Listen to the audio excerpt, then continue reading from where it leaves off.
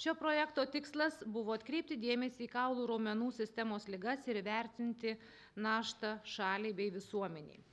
Programa yra detaliai išanalizavusi kaulų raumenų ligų poveikį tūkstančių darbuotojų gyvenimui. Adekvataus gydymo prieinamumą ir svarbą, visuomenės paramą, žmonių sergančių šiomis lygomis darbo patirtį, jų būklės poveikį šeimos nariams ir kolegoms, o taip pat žmogiškąją ir finansinę šių lygų ir pažeidimų kainą.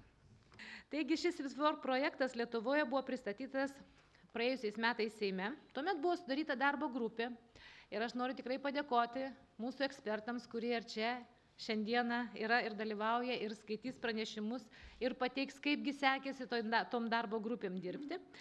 Ir kodėl noriu tą pabrėžti? Turbūt iš tiesų, kad mūsų konstitucijoje labai aiškiai parašyta ir apibrėžta ir apie visuomenę, ir apie visuomenės sveikatą. Ir tai, kad mes diskutuojam būtent tokiais klausimais, tai aš tikrai labai džiaugiuosi ir aišku noriu padėkoti ir kolegiai Dangutei Mikutienei už tą tokį parodytą aktyvumą ir ieškojimą bendrų sąlyčio taškų sprendžiant tikrai aktualias tarpžinybinės problemas ir aš tikrai džiaugiuosi, kad ir šiandien dalyvauja ir socialinių reikalų ir darbo komiteto pirmininkas, ir sveikatos reikalų komiteto vicepirmininkė, ir mokslininkai, ir praktikai, ir pacientų organizacijos.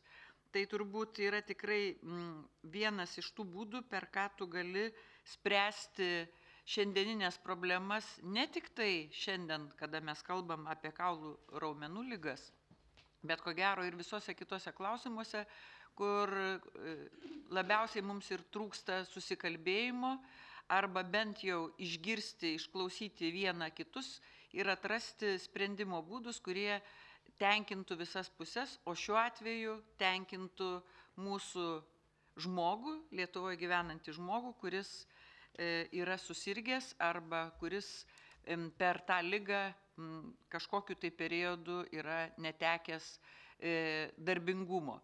Ypatingai žmonės sergantis natūralu kaulų raumenų lygomis. Šiandien yra turbūt, matau, daktaras Kvarcenis sėdinti, kur akivaizdžiai rodo, kad jų yra didžiausias darbingumo netekimo laipsnis. Ir šiandien mūsų turbūt visų uždavinys, kaip padaryti, kad iš tiesų žmonės susirgę kaulų raumenų lygomis kuo mažiau netektų nedarbingumo, už tai ir jūsų programai labai aiškiai matau, perskaičius čia yra ir prevencinis darbas, ir susirgus, ką reikia daryti, ir toliau ką daryti, kad sergant viena ar kita kaulų raumenų sistemos liga, tas darbingumas būtų kuo mažiau pažeistas. Ir turbūt kažkada atsimenu, mano toks būtų pasiūlymas ir palinkėjimas. Kadangi šioje diskusijoje dalyvauja įvairių institucijų atstovai ir tiek valstybinių institucijų, tiek nevyriausybinių organizacijų atstovai, tai linkiu, kad pavyktų visiems susitarti, be abejo, besiginčijant, tai tik ginčiai ir gali atrasti teisingą sprendimo būdą. Ir todėl aš labai tikiuosi, kad jūsų šitas darbas nenueis veltui ir bus labai konkrečios priemonės tam, kad čia, kaip aš preliminariai susipažinau su jūsų kai kurie duomenim, neturėtume tokių skaudžių, sakykime, arba didelės naštos socialiniai sferai. Sprendžiant tas paskiau problemas, iš tikrųjų, tai yra didelis mastas ir didelis kiekis neįgalių žmonių, kurie negali atitinkamai realizuoti save šitam gyvenime, sukurti papildomo ir įsilieti darbo rinką ir papildomo produkto, lygiai taip pat jos reikia gydyti, reikia prižiūrėti, reikia slaugyti ir taip toliau. Visa virtinė problemų. Geriau, kad jie čia nepapultų. Kad tas projektas nebuvo išgalvotas nei mūsų, nei kažkieno kito, o iš tikrųjų visoje Europos Sąjungoje, tai yra 25 šalyse vykdomas ir ta problema yra ir Lietuvoje, ir kitur dėl to, kad apie pusę nedarbingumo sudaro šitos kaulų raumenų lygos. Reiškia, mes pusę nedarbingumo pažymų išrašom šitiems ligoniams. Taip pat profesinių susirgymų irgi apie 50% sudaro kaulų raumenų susirgymai. Tai yra didžiulė problema, kuri stengiamasi spręsti visoje Europoje, tuo pačiu ir pas mus Lietuvoje. Organizatoriai mes Bechterio liga sergančiųjų draugija Judesys ir Lietuvos reumatologų asociacija.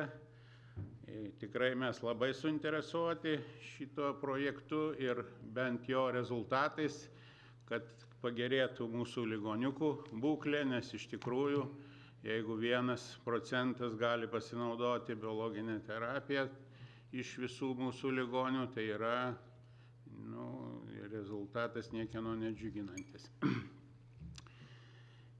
Kokios tos rekomendacijos iš projekto yra, kad tai investuoti vis tiek į Lietuvos gerovę ir sveikatą ir kaip investuoti, kad iš tikrųjų ir pirmininkas sakė, kad ir pirmininkė į prevencinį daugiau darbą, į profilaktiką, į diagnostiką, į gydymą, į reabilitaciją, kad būtų galima išsaugoti darbingų tų žmonių, kurie iš tikrųjų yra kvalifikuoti ir kurie yra atsidavę tam darbdaviui.